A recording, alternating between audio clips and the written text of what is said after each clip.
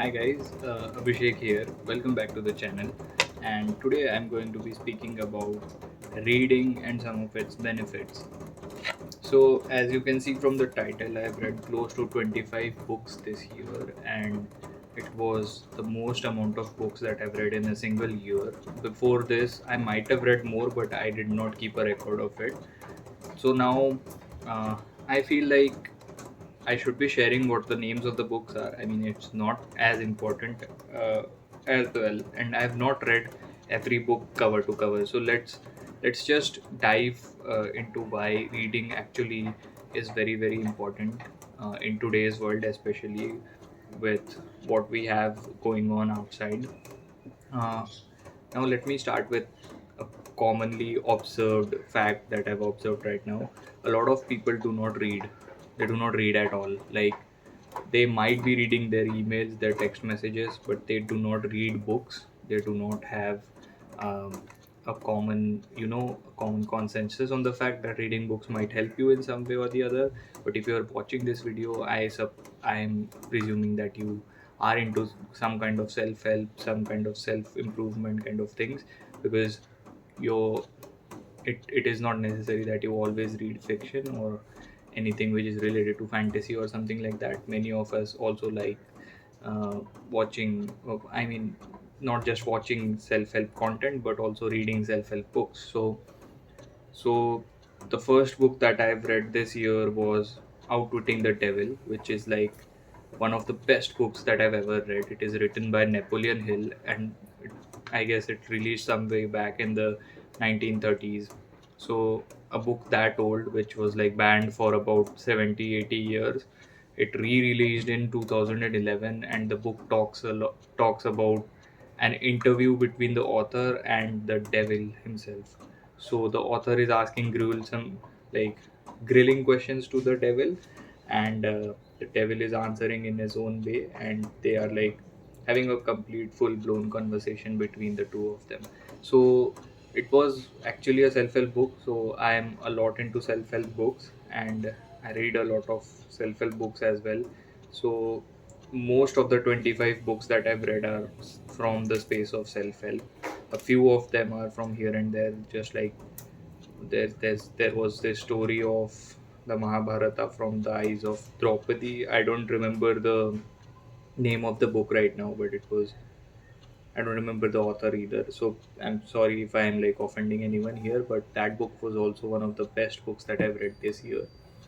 Also, now, uh, now that I've talked about the type of books that I've read, some of those books also include like Essentialism by a consultant. He's trying to tell you about how you can navigate through your day-to-day life with respect to your work, with respect to the balance that you want to create with your work. There was also this book called Converted. It is also a non-fiction book, but it's an informational book, I would say. It talks about techniques within marketing which are like useful for converting all of your, like valuing all of your high value customers. So I'm doing an MBA and I'm doing it in marketing. So that book really helped me a lot with some of the interviews that I gave this year. So these are like a few examples of the type of books that I was reading this year. And within fiction also, I think I also read 1984 by George Orwell this year only. So that was a great addition. There was the Mahabharata, in which, I mean, we all know the Mahabharata, but I also read the Mahabharata because not the entirety of it, but a few chapters here and there. So that was one of the mixes, one of the books in the mixes of a lot of books that I've read this year. I also read Norwegian Woods by Haruki Murakami, if I'm not wrong. That book was also genius, I feel like. But apart from that, let's get into why you should be reading books. A lot of people that I've seen around, as I said in this video, a lot of people that I've seen before are not avid readers. They only read stuff like the reading that they do. Most of the students, I feel like the reading that they do comprises of their text material, their course material, and stuff like that. So I feel like it is not the right attitude toward reading. I mean, you can.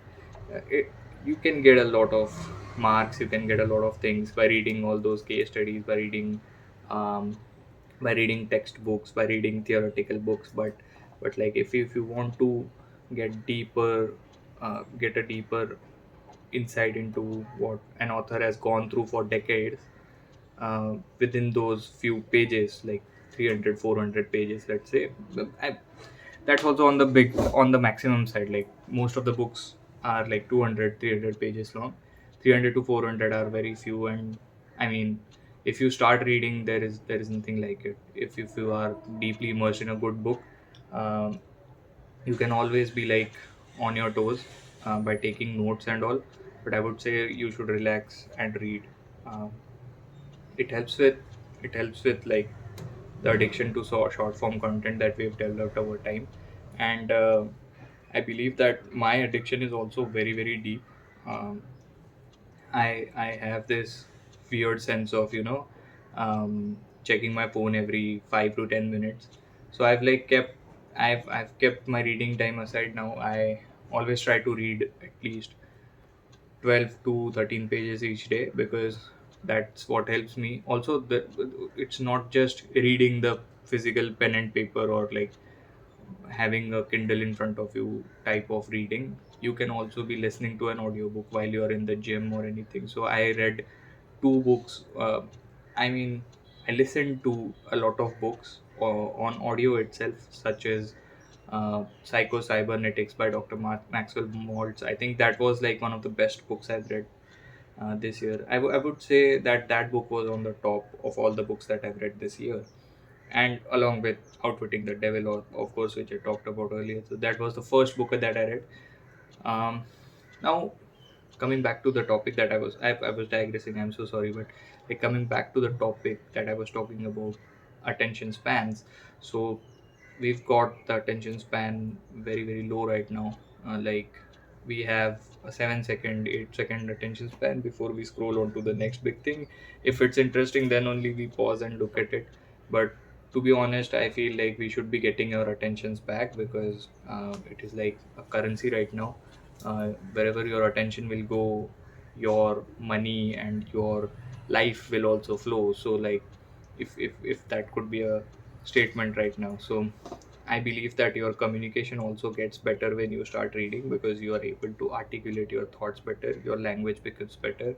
If you're trying to improve yourself in English, please start reading. Because reading newspapers, watching English commentary, and like all of these things are okay, they will help you. But if you start reading books, if you start reading stuff, it will help you a lot. And trust me, it has also improved my communication skills, my talking skills. Now if I'm talking to anyone, my vocabulary has an arsenal of words that I can use with them.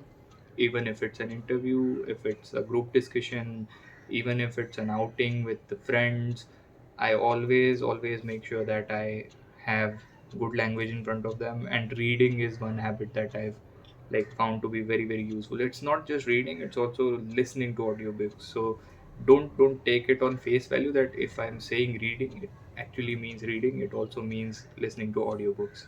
All right. So one of the benefits that I told you guys about was coming, like having a good attention span, like regaining your attention span, which you used to have as a kid, I guess.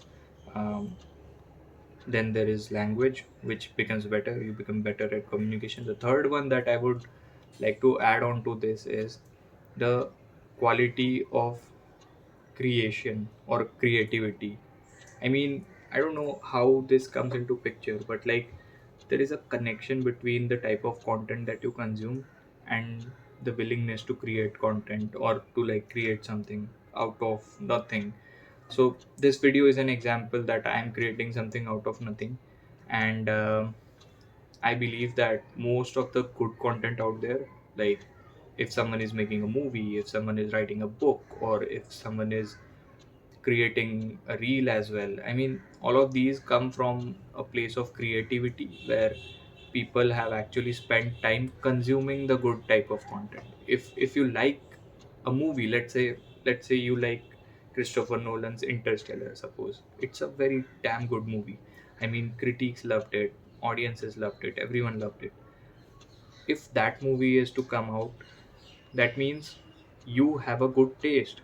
And once you have a good taste, you also believe that, okay, I might be a person who is creative as well, and I might be able to create something as well. Now, where you fall short of, or where I might also be falling short of, is that we do not take the first step toward creativity. But reading books and reading about people who have like tried things and have failed at it and then tried again and then come out successful, something like that.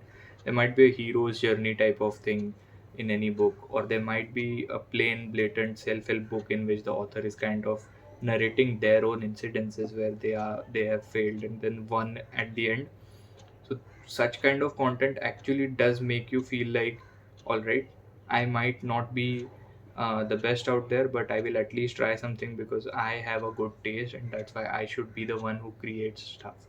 Now, it's a very unconventional benefit of reading, but I believe that many of the good creators out there, not just creators, but like creators of businesses, creators of products, creators of wallpapers as well, like even artists out there, they're consuming really really good type of content, or they're not consuming anything at all and just letting it out on the canvas, like letting the ideas from their skull go to the canvas directly, because it's impossible to consume good content and not wanting to like create good content. If it's also impossible that a creative person has a bad taste. I have hardly seen people with a creative ability having bad taste. So believe me, reading will improve that. Let me just summarize all the 3 points that I've talked about so far. The first one is you regain your attention span that you've lost by watching reels and shorts, or even TikToks if you're watching from a country that's not India. The second one is having a good command on your communication. I'm so like, all right, fuck it. So having a good command on your communication, that's like one of the things that I've noticed in me. I have improved my language, my grammar, and my speaking ability purely by reading. My vocabulary has also increased by reading. The third one is you are able to create content better. Like you have this hunger to create something. You develop an inherent hunger to create something once you are exposed to something that is good. I mean, let's be real. If you are if you are willing to create content, or if you wish to create content, that means you are consuming good content. So I guess that's it about this video. There are a lot more benefits that I want to cover with reading, but I guess I'll be doing individual book reviews or some of the communication tips and tricks that will be shared on this channel.